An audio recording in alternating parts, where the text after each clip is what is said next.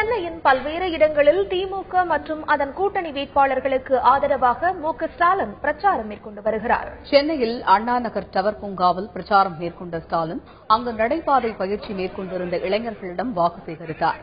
மேலும் அங்கு இறகுப்பந்து விளையாட்டில் ஈடுபட்டிருந்தவர்களுடன் ஸ்டாலினும் கலந்து கொண்டு விளையாடினார். பின்னர் ஆர்.கே. நகர் பகுதியில் மக்களிடம் வாக்கு சேகரித்த அவர் தொடர்ந்து கோடம்பாக்கம் மற்றும் சேப்பாக்கம் பகுதிகளில் பிரச்சாரம் மேற்கொண்டார்.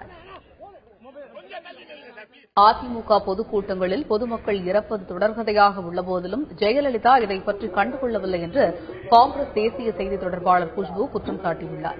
துறைமுகம் தொகுதி திமுக வேட்பாளர் சேகர் பாபுவை ஆதரித்து பிரச்சாரத்தில் ஈடுபட்ட அவர் இவ்வாறு கூறியுள்ளார். மேலும் இரவு நேரங்களில் மின்சாரத்தை நிறுத்திவிட்டு அதிமுகவினர் பணப்பட்டுவாடா செய்வதாகவும் அவர் குற்றம் சாட்டினார்.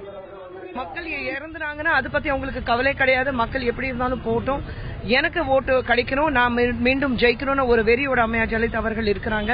அதுவும் இரவு 10 மணிக்கு மேல 4 மணி நேரம் 5 மணி நேரம் திடீர்னு கரண்ட் கட் ஆகுது. 2 மணி நேரம் தான் டேல இருந்தது. இப்போ நைட்ல இரவுல 10 மணிக்கு மேலதான் கரண்ட் கட் ஆயிட்டு இருக்கு. இதுல நிச்சயமாக பணப்பட்டுவாடா போயிட்டு இருக்குன்னா உங்களுக்கு நல்லாவே தெரியும்.